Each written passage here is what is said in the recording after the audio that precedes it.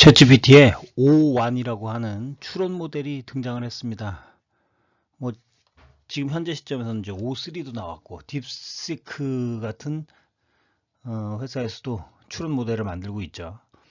자, 그러면 이거 이제 이미 추가된 이 모델들을 어떻게 써먹을 수 있을 건지, 그리고 그걸 제대로 써먹으려면 프롬프트는 또 어떻게 작성해야 될 건지, 이거를 고민해 봅니다. O1 이제 새로운 모델이 등장을 했는데, 지금 이미 이제 O3까지 등장을 했지만 논리적으로 설명 가능한 모델. 그래서 챗GPT가 뭐 많은 문제가 있었기 때문에 답을 줬는데 그 답이 납득이 가지 않을, 사람이 이제 봤을 때 납득이 잘 가지 않는 그런 답을 주는 모델들이 많이 있었기 때문에, 뭐 GPT-4.5만 해도, 현재 있는 그 가장 기본으로 사용하는 GPT-4.5만 해도 주는 답이 이게 무슨 뜻인지 사람이 봤을 때 이해가 안 가고 논리적으로 앞뒤가 안 맞는 느낌이 있는 경우가 상당히 많은데, 이런 문제들이 뭐 고질적인 문제이기 때문에 해결하기 위해서 이제 등장한 게 이제 O1, 그리고 이제 최근에 O3, 뭐 사실은 이제 버전 문제 때문에 그 O2라는 이름을 못 쓰고 O3로 했는데 두 번째 버전인 거죠. 그거 이제 미니, 그 다음에 O3 미니 하이, 이런 것들이 이제 등장을 했습니다. 근데 이걸 이제 어떻게 쓸 수 있는지, 그리고 그걸 언제 써야 되는지 이해를 못할 것 같으면 여기에 이제 뭐 새로운 모델들이 등장을 한들 아무 쓸모가 없겠죠. 자, O1은 이 설명을 보여주는 메뉴에 기본적으로 논리적 설명이 가능하다라고 핵심 포인트를 알려주고 있습니다.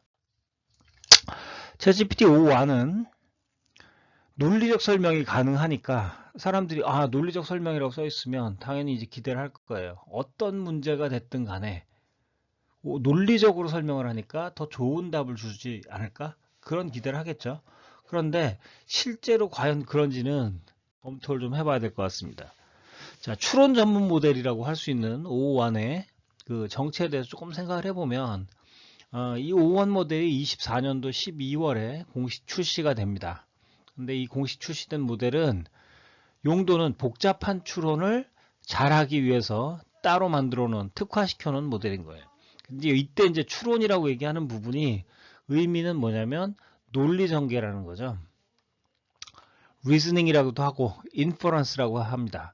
그래서 뭐 여러 가지 개념들이 연결돼서, 여러 가지 주장이나 사실들이 연결돼서 어떤 최종 결론이 나와야 할 때 그걸 제대로 연결시킬 수 있느냐, 그래서 최종 결론에 올바르게 이제 도달할 수 있냐 하는 부분이 바로 그 논리 전개고 추론이죠. 딱딱하게 얘기하면 그렇습니다. reasoning, inference가 그런 의미죠. 자, 그 작업이 여태까지는 최근 모델인 GPT-4.5까지 오면서도 잘 안 됐기 때문에, 그거 이제 그 업그레이드 해준 모델이 바로 그 추론 전문 모델인 O1인 거죠. 자, 이때 이제 논리 전개라는 건 그 결국은 뭐냐면 타당한 논리를 답변에 포함시키고 있느냐. 그래서 사람이 답변해놓은, 모델이 답변해놓은 걸 보면 이거에 수긍을 하고 그래, 그거 말이 되네, 이렇게 느낄 수 있게끔 하는 답변이 나오느냐, 그걸 만들어내는 게 이런 추론 전문 모델, 타당성 제고의 핵심이 됩니다.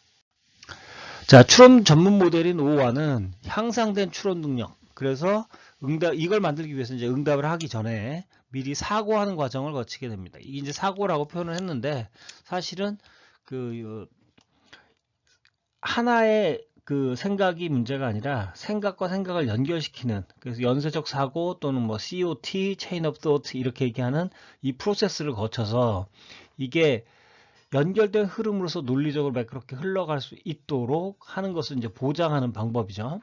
이게 이제 내부적으로 안에 그 내장되어 있는 거죠.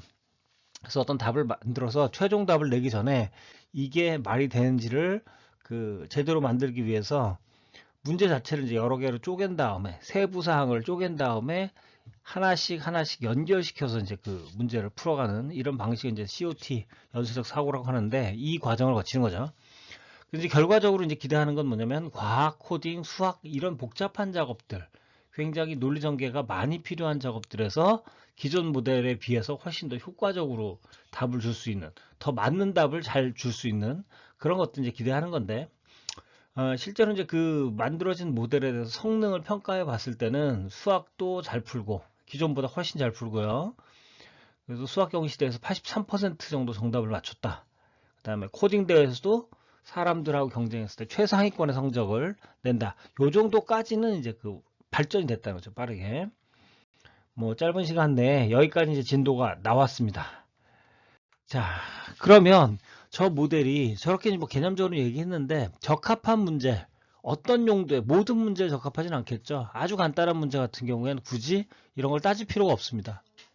그렇다면 뭐 예를 들어서 그 서울이 어느 나라의 수도냐 이런 걸 물어보는데 추론이 복잡하게 있을 필요가 없죠. 사실 하나만 있으면 바로 답이 나오니까.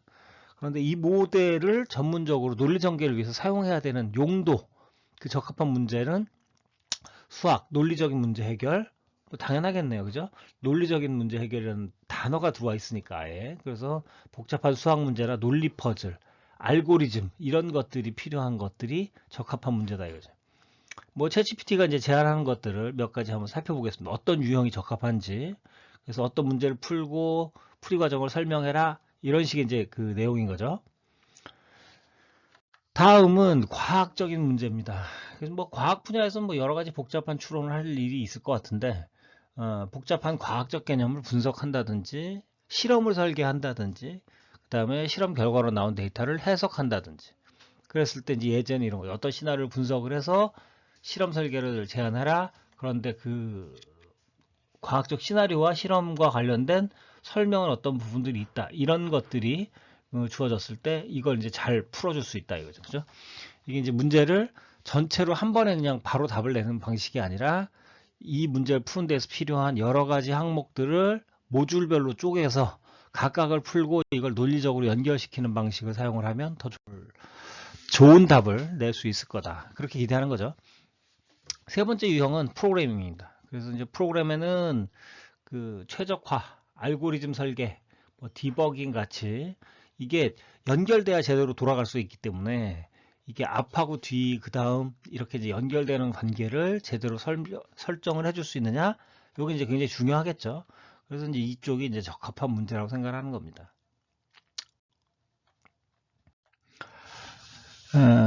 복잡한 데이터를 해석하거나 예측을 하는 거, 이런 문제도 추론 전문 모델에 적합하다고 해요. 그래서 통계 분석을 한다든지, 뭐 통계 분석을 사람이 해도 그 통계 분석가가 실수를 하는 경우가 많습니다. 해석을 잘못하거나, 뭐 데이터 해석, 예측 모델의 설계 이런 부분들도 그 좀 어렵고 복잡하고 사람들이 하기 힘들어하는 부분이니까 이 논리적 전개가 필요한 부분은 오한 모델, 추론 모델이 도와줄 수 있다. 이런 얘기가 되겠죠. 다섯 번째는 의사결정 시뮬레이션인데 그 단계가 이제 복잡하고 다단계인 경우. 그래서 의사결정이 그 어떤 조건부로 갈라지는 트리 형태거나 게임 이론, 그 다음에 그 시뮬레이션 이런 것들이 들어온다고 했을 때 이 문제 자체가 매우 복잡한 것들이기 때문에 이때는 추론 모델이 필요할 수 있다. 이렇게 생각할 수 있겠죠. 뭐 상식적인 얘기입니다. 그죠? 최적의 의사결정을 내리는 전략을 찾자라. 이랬을 때 이게 이제 그렇게 쉽지 않을 테니까. 그죠? 이런 부분은 그 단계별로 의사결정 과정에서 그 문제를 나눠서 풀고 분할해서 풀고 그걸 이제 전체를 합쳐서 논리적으로 연결시키는 그런 경우에 더 좋은 결과를 줄 가능성이 좀 기대가 됩니다. 자, 그런데 그게 실제로 그런지는 실험을 한번 해봐야겠죠. 그래서 챗GPT 입장에서 최근 모델이고 지금 기본으로 사용되고 있는 GPT-4 5 모델하고 그 다음에 추론 전문 모델인 5.1의 어떤 몇 가지 문제를 비교해 봤을 때 어떻게 다른 결과를 보여주는지를 한번 확인해 보도록 하겠습니다. 자, 먼저 수학 문제인데 앞에 이미 설명됐던 문제입니다. 이 문제 내용을 보면 다음 문제를 풀고 단계별 풀이 과정을 설명하라는 건데 3개의 정수가 있고 합은 100인데 제곱을 한 것들의 합이 최소가 되는 ABC를 구해라. 이게 뭐 사람이 풀기엔 그렇게 쉽지는 않죠. 뭐 수학을 잘 하시는 분들은 풀 수도 있을 텐데 답변을 하는 거를 챗GPT 4.5를 가지고 답변했을 때 결과를 한번 보면 문제 2의 최적화 조건 분석, 그래서 목표를 정하고 그 다음에 ABC를 균등하게 분배하는 방법에 대해서 검토를 해봅니다. 그리고 나서 계산을 해보는 거죠. 그리고 나서 답변을 줍니다. 그래서 제곱 합의 최소, 그래서 어떤 값이 나오는지를 확인해 보고 이걸 가지고 검증을 해보는 거죠. 그러면 결국은 A, B, C 각각이 34, 33, 34 이런 값이면 되겠다 하고 답을 냅니다. 뭐 이 답은 자연스러운 흐름으로 이제 풀어진 것 같아요. 근데 챗GPT 5.1 모델, 추론 전문 모델을 사용했을 때 어떤 결과가 나오는지 한번 보시면, 이건 일단 생각하는데 17초 정도가 걸렸어요. 그래서 바로 답이 나오는 게 아니라 여러 단계로 문제를 쪼개갖고 따로따로 푸는 동안 시간이 걸렸습니다. 그죠? 그랬을 때 해설의 요점을 먼저 제공을 했습니다. 33, 33, 34처럼 만들어야 최소가 된다. 이건 이제 요점인 거고, 단계별 풀이를 봤을 때 문제 이해와 목표 설정 과정은 비슷합니다. 그렇고 구체적인 계산을 거쳐서 그 다음에 답을 후보안을 도출한 다음에 그걸 실제로 그게 그렇게 하면 최소가 되는지 확인하는 작업들을 거칩니다. 그리고 나서 결론을 내고 요거를 일반화시키기 위한 검토를 하죠. 그래서 결론적으로 일반적으로는 n개의 정수합이 고정되어 있으면 이게 서로 최대한 균등하게 배분될 때 제곱합이 최소가 된다. 이게 숫자 분배의 균등화 법칙이다 하는 설명까지 연결을 시키는 과정을 거칩니다. 그래서 최종 답안은 이거다 하고 주는데, 답 자체는 똑같은 답이 나왔죠. 그렇지만 보다 상세하고 친절하고 그 다음에 앞뒤가 연결이 되는 잘 정리된 논리적 설명을 제공을 해주고 있다는 건 확인이 됩니다. 일단 분량도 좀 깁니다. 과학을 생각해 볼게요. 이번엔 두 번째는 과학 문제입니다. 그래서 다음 과학적 시나리오를 분석하고 그랬는데, 지구온난화에 대한 문제예요. 제한된 자원과 시간, 그거 안에서 데이터를 수집할 수 있는, 데이터가 이제 중요하니까 방법을 제시를 하는 그런 문제를 제공을 했습니다. 그러니까 이제 문제 전체의 특성을 이해를 하고 제약 조건까지 검토를 하고 그거에 충족하는 답안을 만들어내는 실험 설계를 만드는 문제입니다. 실험 설계, 그다음 실험 대상 선정, 뭐 이런 부분들이 그 목적부터 시작해서 전체적으로 순서대로 흘러가고 있는 건 뭐 매끄럽게 흘러가고 있습니다. 그죠? 그래서 뭐 온난화 실험군은 자연환경에 인공적으로 온난화를 시뮬레이션을 해줘야 된다. 근데 답변들이 좀 짧고 설명이 그렇게 뭐 왜 이게 이렇게 나왔는지 이런 부분에 대한 설명까지는 거의 특정 변수 정의를 보면 온도, 습도, 강수량 같은 것들을 봐야 된다. 그 다음에 생물학적, 생태적 변수를 봐야 된다. 샘플링, 측정 도구 및 방법, 데이터 분석 방법 이런 것들을 하나씩 설명을 해주고 있는데, 예를 들어서 상관 분석 같은 경우는 온도 변화하고 생태학적 변수 간의 관계를 상관 분석을 해라 정도의 이제 단촐한 답변을 주고 있고요. 제한된 자원과 시간에 맞춘 최적화 부분을 보면 자원의 최적화, 시간 최적화, 샘플 크기 조정, 뭐 중요한 항목들을 얘기해 주고 있긴 한데 이게 매우 단촐해서 구체적으로 어떻게 하자는 건지에 대한 부분이 조금 그렇게 잘 와닿지는 않는 그런 상태가 됩니다. 이번에는 이제 5완 논리적 추론이 어떻게 됐는지, 사실은 이건 그렇게 오랜 시간이 걸리진 않았어요. 문제를 분석하는 데 있어서.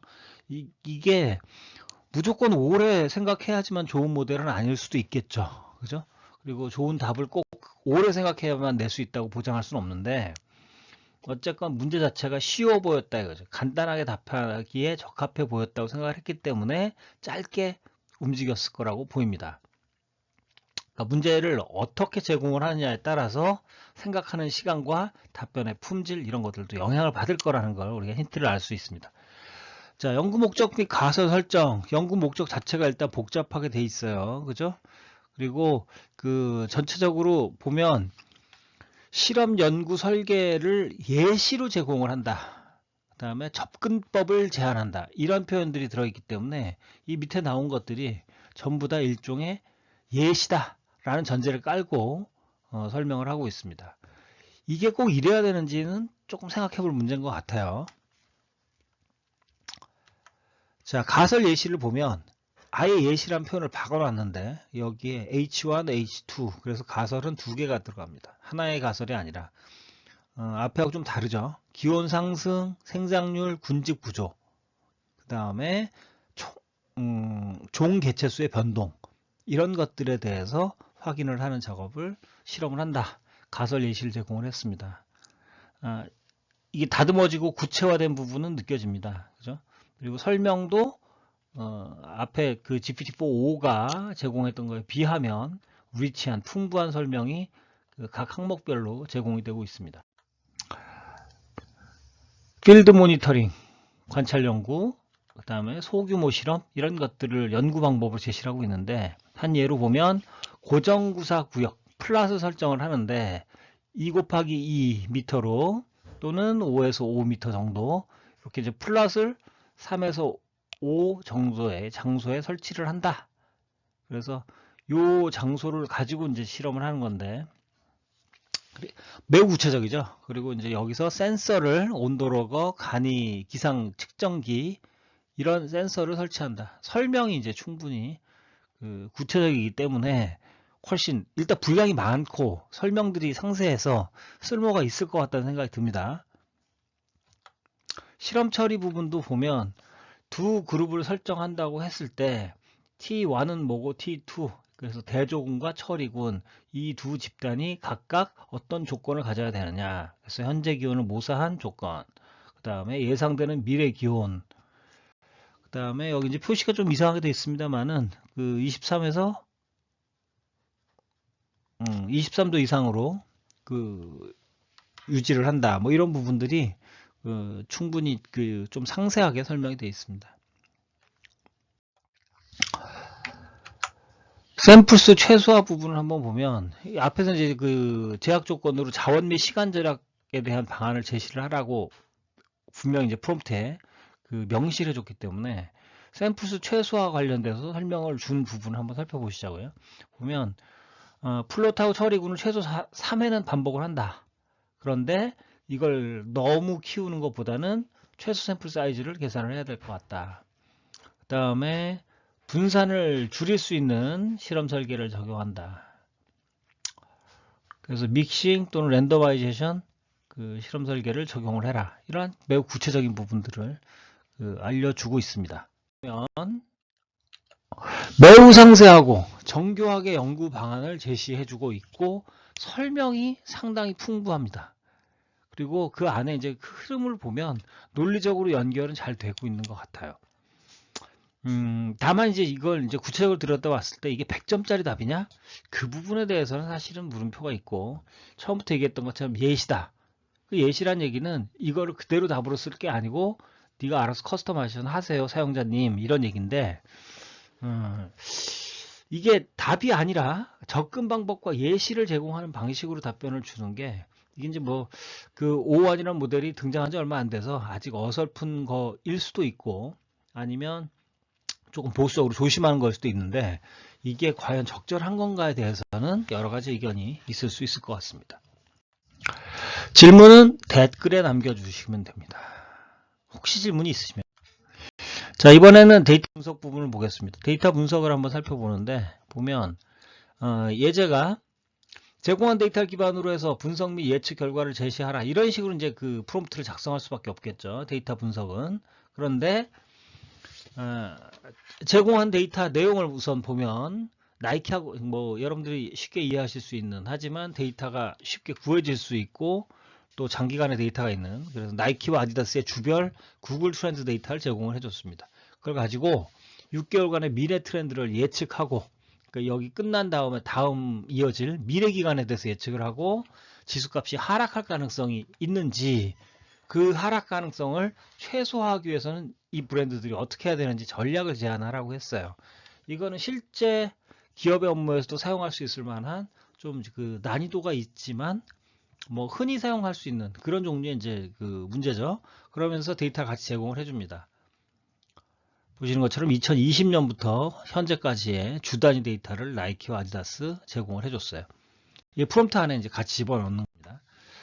물론 이제 GPT-4.5 같은 경우에는 데이터를 첨부해서 업로드할 수 있기 때문에 그 CSV 파일로 바로 넘겨줄 수 있었고, 그렇게 했을 때 보면 얘가 데이터 읽어서 차트를 그려가면서 설명을 해주고 있습니다. 그래서 그 위클리 데이터의 트렌드를 전체 기간에 대해서 5년치 비교를 해서 보여줍니다. 이건 참고로 전 세계 데이터예요. 우리가 눈으로 봤을 때는 나이키가 좀 그 최근에 들어 하락하는 추세가 느껴집니다. 계절성이 보이긴 하지만. 그렇고 아디다스가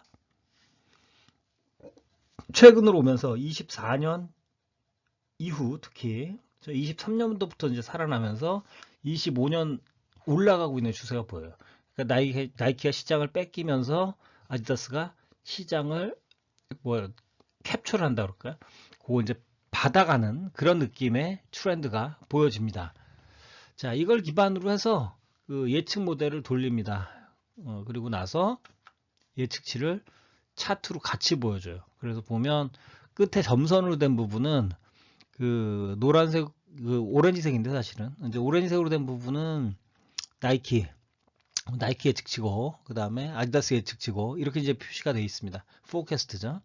그랬을 때 그 앞으로의 추세 6개월이라고 했는데 여기서 이제 그 계절성이 있는 스파이크가 연말에 걸려 있기 때문에 그 부분은 반영이 안 되고, 지금 연중인 상태에서를 놓고 보면 이게 이제 스파이크 이전 구간이기 때문에 밋밋하게 약간의 변동이 있으면서 움직이는 추세로 그 예측이 이루어졌습니다. 그리고 나서 예측치를 보여주면서 결과를 요약을 합니다. 나이키는 상대적으로 안정적인데 하락세가 예상된다. 아디다스는 그 변동성이 크며 트렌드 지수 회복이 필요한 구간이 예상된다. 근데 이제 이게 무슨 뜻인지 말이 이해가 안 가는 그런 얘기를 조금 맞는 것 같기도 하고 무슨 뜻인지 잘 모르겠는 얘기를 해주고 있습니다. 자, 구체적인 숫자도 예측한 숫자도 그 같이 모델로 그 계산한 숫자도 보여주고 있습니다. 그렇지만 7초 동안 생각한 결과로 장기 추세와 계절성 패턴, 단기 변동성 세 가지를 살펴보고 있습니다. 그래서 그 코로나19 초기에는 일시적으로 검색량이 하락한 구간이 있지만 장기적으로 봤을 때는 나이키가 아디다스보다 높은 편이다. 그리고 23년까지는 일정 범위 내에서. 자, 이게 이제 장기 추세라고 했는데 장기 추세라는 개념 자체를 조금 잘 못 이해한 거 아닐까 하는 생각도 듭니다. 그리고 계절성 패턴. 뭐 계절은 이제 연말에 그 조금씩 올라가는 경향은 당연히 그 블랙 프라이데이 포함해서 크리스마스 시즌, 이거는 뭐 당연히 파악을 했는데 여기에 보면 장기 추세에 대한 이해도가 떨어진다든지 이런 게 이제 좀 문제가 되는 것 같습니다. 계절성, 시계열 분석에서의 기본 항목들이 계절성, 그 다음에 추세, 그래서 나이키는 소폭 상승 또는 유지, 그런 것 같지 않은데, 그죠? 최근 기준으로 보면 아디다스의 추세는 데이터 후반부에 약간 변동이 있다고 했으나 최근에 올라가고 있는 부분이 그다지 그 제대로 파악되지 못한 거예요. 논리적인 분석이 제대로 되지 않은 것 같습니다. 데이터에 나타난 패턴이. 그 다음에 향후 6개월에 대한 트렌드 예측 하기는 했는데 앞의 흐름을 보면 이걸 과연 얼마나 믿을 수 있을까? 수치는 모델로 돌렸으니까 나왔는데 그거에 대한 설명을 제대로 해주지 못하고 있는 느낌이 많이 있습니다. 고급 데이터 분석 기능이 없기 때문에 이 논리적 추론 모델이 지금 O1은 이걸 지원을 안 합니다. 그러다 보니까 이런 결과가 나올 수밖에 없었고, 대략적인 수준, 그런데 그림을 보여줘 놓고도 그 그림하고 일치하지 않는 설명을 줄 수밖에 없는 문제가 생긴 거죠. 자, O1의 답변을 이어서 더 보면 전략 제한입니다. 이 사실은 이게 그 애로사항이 있는 게 앞에 설명이 제대로 안 된 상태에서 전략 제한이 제대로 됐을 거라고 기대를 할 수가 없겠죠. 그죠? 그런 문제점이 있습니다. 그게 일단 하나 있고, 그 다음에 그 전체로 놓고 보면 지역 로컬 맞춤형 마케팅이라든지 뭐 여러 가지 제안을 하고 있지만 전략 도출에 대한 구체적인 방향 지시가 없었기 때문일 수도 있고, 그 다음에 이 부분이 아디다스하고 나이키를 묶어서 지금 전략을 제시하는 게 아무런 의미가 없다는 걸 판단을 못했어요. 전략은 나이키가 따로 세우고 아디다스가 따로 세울 텐데 그 부분을 짚어주지 못했다는 건 상당히 심각한 한계라고 생각이 됩니다. 물론 프롬프트에다가 그렇게 따로따로 해 라고 쓰진 않았어요. 근데 이게 그렇게까지 써줘야 되는 문제냐? 이거는 논리적 추론을 표방하는 모델이 보일 그런 결과는 아닌 것 같아요. 그죠?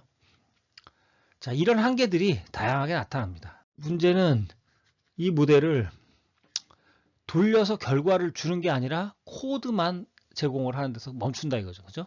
그래서 이 샘플 코드입니다 하고서 예시를 준다? 좋은데 예시만 줬을 뿐이지 저건 없는 거죠. 최종 결과는 결국 이게 데이터 분석의 전문 기능이 O1에는 연결되어 있지 않으니까 논리 전개가 수치를 바탕으로는 움직일 수 없는 그런 한계를 드러내고 있습니다. 정리를 좀 해보면 GPT-4.5하고 O1을 비교해 봤는데 4.5는 다양한 문제에 유용하죠. 간단한 문제든 또는 뭐 단순 사실 확인이든 그리고 그만큼 이제 빠르게 응답할 수 있는 장점이 있고 다양한 이미지 생성이라든지 이런 멀티모달 기능이 있기 때문에 장점이 있어요. 그리고 이제 논리를 찾는 것보다는 어떤 답을 줘야 될 것이냐, 그 답을 빠르게 줄 수 있는 방법, 그 다음에 뭐 정확하게 줄 수 있는 방법 이런 것들만 그 간단한 문제에 대해서 그 초점을 두고 있는 거고 문제는 검색, 데이터 분석, 이미지 생성 이런 것들이 되기 때문에 4.5에서 이 상당히 쓸모가 있는데 비교해서 보면 O1 같은 경우에는 뭐 추론 부분은 강력하게 하고 있는 건 틀림없어 보입니다. 문제를 쪼개고 논리적으로 연결시키는 부분은 충분한 것 같고 설명도 꽤 매끄럽게 돼요. 각각의 항목에 대해서. 문제는 추론에 시간이 좀 걸립니다. 그러다 보니까 이 공급자인 오픈 AI에서도 이 챗GPT에서 사용하는 데서 용량 제한을 두고 있습니다. 그래서 일주일에 뭐 한 50번 이상은 쓰지 마라. 거기 가면 막아줄게. 플러스 요금제 기준으로. 그렇게 이제 하고 있고 전용 모델인 이걸 이제 무제한으로 공급하는 모델은 그 프로 요금제라고 해갖고 이건 뭐 200불씩 한 달에 구독료를 내야 되는데 그 얘기는 뭐냐면 그만큼 비싸고 돈이 많이 들어간다는 얘기죠. 그래서 비싸게 팔 수밖에 없고 사용량을 제한할 수밖에 없다는 얘기인데 이거는 이제 추론이 중요한 사람한테는 중요한 문제겠지만 일반적으로 봤을 때는 비용이라는 그 제약이 가해지는 거라고 볼 수 있을 겁니다. 문제는 사실은 심각한 대목은 부가 기능이 지원되지 않는다는 거예요. 이것 때문에 복잡한 추론 기능 자체가 쓸모가 없어지는 측면이 굉장히 많다라는 거죠. 그래서 검색 기능이 포함되어 있지 않고 데이터 분석도 안 되고 파일을 올릴 수도 없고 이렇게 되다 보니까 논리적 추론이 저것들과 연결돼서 이루어져야 되는 대목에 대해서는 전혀 쓸모가 없는 그런 문제점이 생긴다는 겁니다. 왜냐하면 결론 자체가 추론이 부실한 데이터 기반으로 움직이다 보니까 여기에 이제 그 데이터 파일을 업로드하는 기능이 없다는 것도 역시 상당히 골치 아픈 부분인 거죠. 불편한 부분인 거고요. 물론 이제 그 컨텍스트의 사이즈가 커져서 제공할 수 있는 그게 어느 정도는 데이터를 제공할 수 있지만 이걸 이미 있는 데이터 파일을 그대로 올려주지 못한다는 건 불편할 수밖에 없을 겁니다. 모델 5와는 여기서 멈추는 건 아니고 이미 O3가 등장을 했습니다. 그리고 챗GPT에서 런칭을 했는데 O3의 미니 버전하고 미니 하이라고 하는 그래서 미니 버전인데 그거를 그 미디엄이냐 아니면 하이냐 이렇게 이제 세팅을 해서 선택해서 쓸 수 있게끔 하는 두 미니 버전 그러니까 풀 버전 아니라는 거죠. 풀 버전 훨씬 좋을 건데 풀 버전 아니다. 이런 형태의 이제 약식 모델은 O3가 등장을 했습니다. 이 얘기는 그 O3로 간다는 얘기는 갑자기 O1에서 O3로 간 건 그 O2라는 이름이 등록이 돼 있어서 사실은 두 번째 버전이라 O2라고 하고 싶었으나 그렇게 할 수가 없었다. 그래서 O3라고 할 수밖에 없었네. 그냥 이해하세요. 이렇게 돼 있던데 자 O3가 실제로 다음 버전인 거죠. O1에 이게 등장을 하면 얼마나 좋아질지는 기대는 해볼 수가 있을 것 같아요. 특히 이제 우리가 기대할 수 있는 부분이 O3의 미니 부분을 보면 여기에는 검색 기능이 지원이 됩니다. 그러면 최근에 움직인 사실, 그 다음에 미리 학습 때 가지고 있지 않은 사실에 대해서도 참고를 하면서 논리 전개를 할 수 있다. 문제는 이제 이걸 얼마나 잘 활용하고 있는지는 봐야 돼요. 검색 기능이 제대로 연결이 돼 있다고 하면 훨씬 더 많은 시간이 걸릴 겁니다. 한 단계 논리 전개를 하면서 또 검색, 그리고 해보니까 또 검색이 필요해요. 또 검색. 이렇게 되면 O1에서 10분 걸리던 게 있다고 치면 O3에서는 그 과정들을 검색하고 취합하고 연결시키는데 몇십 분 걸릴지 몰라요. 이런 부분은 사실은 이제 메인이 되는 O3 모델이 제대로 등장을 해봐야 알 수 있을 것 같습니다. 자, 우리가 이제 모델 O1의 비교를 GPT-4 5하고 기존 모델, 일반적인 모델하고 추론 모델을 비교해서 이제 몇 가지 테스트를 한번 해봤어요. 이게 테스트가 이런 식으로 필요한 게 벤치마크 테스트에서는 문제가 매우 토이 프로블럼 형태로 구조화된 형태인데, 이건 이제 약간 실전에 가까운 형태의 프롬프트를 만들어서 모델을 테스트 해봤습니다. 여기서 우리가 얻을 수 있는 교훈을 생각을 해보면, 첫 번째, 문제 해결에 필요한 모든 정보를 빠짐없이 그리고 매우 정밀하게 제공해줘야 이 O1 모델이 잘 작동할 수 있다. 논리적 추론이 잘못된 기반으로 움직이지 않도록 하려면 거기에는 제약 조건을 정확하게 제공하는 것도 상당히 중요한 문제가 된다는 거죠. 뭐는 빼고, 뭐는 하지 말고, 그 다음에 뭐는 어떤 식으로, 이런 거죠. 그 다음에 부가 기능이 없다 보니까 시의성이 중요한 문제에 O1을 쓰는 거는 적합하지 않다. 그리고 스토리텔링, 예술적 문구 생성, 이거는 원래 O1 모델하고는 맞지 않는 작업이니까 그거는 따로 생각하는 게 좋겠다. 이런 이제 교훈들을 얻게 됩니다. 그러니까 어떤 용도로 O1을 사용할 거고 어떻게 사용할 거냐에 대한 거죠. 특히 여기서 중요한 부분, 제일 중요한 교훈은 그겁니다. 문제가 허술하면 정교하게 아무리 풀어봐야, 아무리 좋은 모델과 툴로 풀어봐야 그게 쓸모가 없다는 겁니다. 말 바꿔서 얘기하면 프롬프트에 문제를 제대로 정의해 줬을 때 논리 전개에 특화되어 있고 그 성능이 뛰어난 모델 O1 같은 그런 용도의 도구가 의미가 있지, 프롬프트가 엉성해버리면, 엉성하다는 얘기는 필요한 부분이 안 들어있다는 얘기예요. 그리고 오해하기 좋게끔 들어있다는 얘기죠. 정보가 제대로 제공되지 않거나 제약 조건, 범위 이런 것들이 제대로 설정되어 있지 않거나 목표가 정해져 있지 않거나 이런 것들이 된다면 의미가 없다. 다시 한번 말씀드리지만 허술한 문제는 정교하게 풀어봐야 아무런 의미가 없다. 자, 기억할 사항입니다. 정리를 해보면 복잡한 문제에 대해서 O1, 논리적, 체계적, 정밀한 검토, 이거 잘하는 것 같아요. O3는 더 나아지기를 기대하는 겁니다. 그러나 추론 이외의 기능을 지원하지 않기 때문에 용도는 딱 정해져 있다. 이게 뭐 수학 증명을 한다든지, 그 다음에 아주 제한된 정도의 그 내용 안에서 정답이 나올 수 있는 문제로 한정될 수밖에 없기 때문에 지금은 어떻게 보면 O1은 현실 문제를 푸는 데 있어서는 약간 장난감 성격이, 그죠? 뭐 프로토타입 정도다? 그렇게 느껴집니다. O3를 기대해 보시고요. 자, 이렇게 이제 O1을 비교해 봤는데, 기존 모델하고 논리적 추론하고 설명에 특화된 챗GPT O1을 현실 비즈니스 상황에 적용을 한다면 어떻게 될까요? 그때는 다양한 부분들이 또 고려가 돼야 되겠죠. 그래서 비즈니스 상황, 일반적인 비즈니스 상황에서 단지 논리적 추론만 매우 심층적으로 할 수 있는 모델이 그런다고 했을 때 효과가 굉장히 클까? 이것도 한번 케이스를 통해서 비교를 해보면 좋을 것 같습니다.